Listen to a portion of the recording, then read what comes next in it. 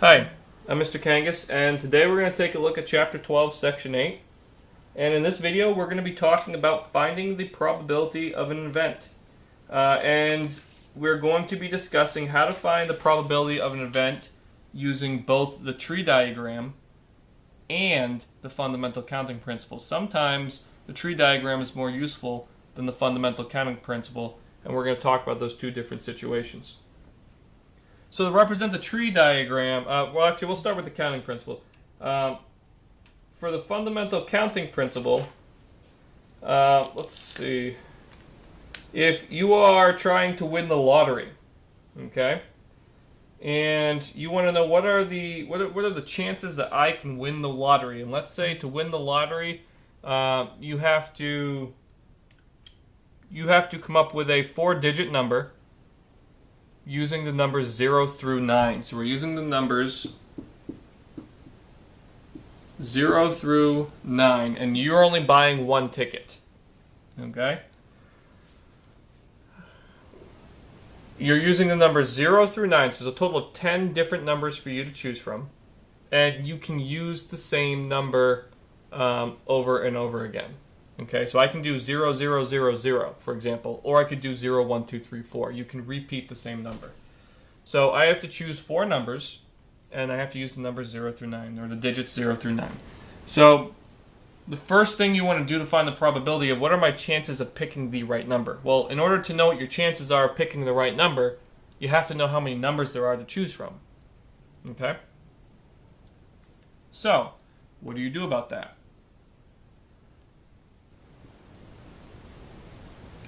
You're first going to find out what is the total number of outcomes there are. What is out of the 4-digit numbers that I have available to me that I can choose from using the digits 0 through 9? What are the total number of outcomes? What are the total number of possibilities I can choose from?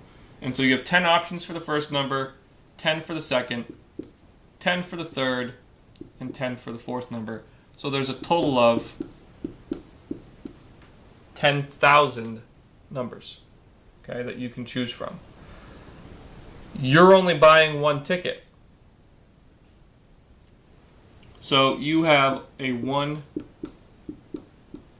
in 10,000 chance of winning the lottery because you have chosen one out of the possible 10,000 numbers. And the lucky lotto number is one of those 10,000 numbers, and you've chosen one of them. If you bought 2 tickets and you chose different numbers, you now have a 2 out of 10,000 chance of winning. So that's how you can find probability using the fundamental counting principle. And in a situation, in an example like this, it works. However, in the next example I'm going to show you, the tree diagram is actually a lot more useful. Now, let's say you're flipping 3 coins. Okay? Flip 1. You have heads, or you can get tails. Flip 2. You will now have heads, or heads, tails. So first flip was heads, second flip heads. First flip heads, second flip tails. Flip 3. Heads, or heads, tails.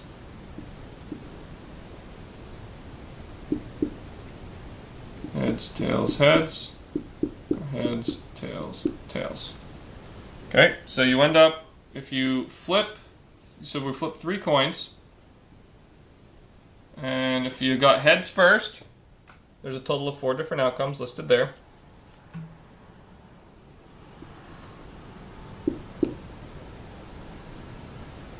And the way I'm doing this is the letters you see here, I see I have 3 letters at the end. It's first flip, second flip, third flip. First flip, second flip, third flip. So first flip was tails, so the first letter is always going to be tails. Second flip, heads, or tails, tails. Those are my options. Tails, heads, tails. Or tails, heads, heads. And then here we have 2 options. We have tails, tails, tails. We have tails, tails, heads. So we have a total of 8 different outcomes. and the probability you're trying to find. Okay, I didn't explain that earlier, but now I have my tree up. So we did 3 flips of the coins. Here's flip 1, flip 2, and flip 3. All the third flips are circled, and you can see there's a total of 8 outcomes. And you're looking for what is the probability that you will flip 3 coins and you'll get 2 heads and 1 tails. Now, the fundamental counting principle is great for finding you the total number of outcomes. However, in this situation, because we're flipping 3 coins, trying to find the number of outcomes that get me 2 heads and a tail is not something that the fundamental counting principle can find for me. So in this case, the diagram or the tree is more useful. You can see right here, under the head flip, we have a heads, heads, tails, and we have a heads, tails, heads. So 2 heads and a tail, 2 heads and a tail. So under the head flip, there are only 2 outcomes that get me 2 heads and a tail. Under the tails flip, there's only 1. Okay? And so there's a total of 3 favorable outcomes, or in other words, 3 outcomes in which I got 2 heads and a tail. If you take a look at the other 3 under the tail flip, we got 2 tails and a head, 3 tails, 2 tails and a head. So we have a total of 3 favorable outcomes, and there's a total of 8 outcomes. So the probability is 3/8. Okay. So again, there's a total of 3 favorable outcomes and a total of 8 outcomes total. So 3 favorable out of 8 total gets you your probability of 3 out of 8. You have a 3 out of 8 chance of getting 2 heads and a tail. And there's no way that the fundamental counting principle would be able to determine for you that getting heads first gets you 2 favorable outcomes and getting tails first gets you 1 favorable outcome. That's something that drawing the tree diagram is what works best. Some problems you may be able to just kind of work through it in your head a little bit. I don't suggest that. You know the way my class works. Always, always, always show your work to how you got to your answer. I want to know if you're going to tell me 3/8 is the answer. How do you know that there are 3 possible 2 head, 1 tails combinations? How'd you figure that out? Show me. How'd you know that there's a total of 8 outcomes? How'd you figure it out? Show me. But those are the 2 different scenarios you're going to face. This one favors the tree diagram because it requires a little bit more of a visual in order to figure out how many favorable outcomes you have. Whereas in the other problem, we knew we were only buying 1 ticket, and so we knew the number of favorable outcomes was only 1, right? Because we knew we wanted to know what our chances were. Well, we only bought 1 ticket, so we only had 1 chance. If we bought, like I said, if we bought more tickets, we had more chances. So the only thing we had to figure out in the previous problem was the total number of outcomes. We knew what the favorable outcomes were, what the number of chances were.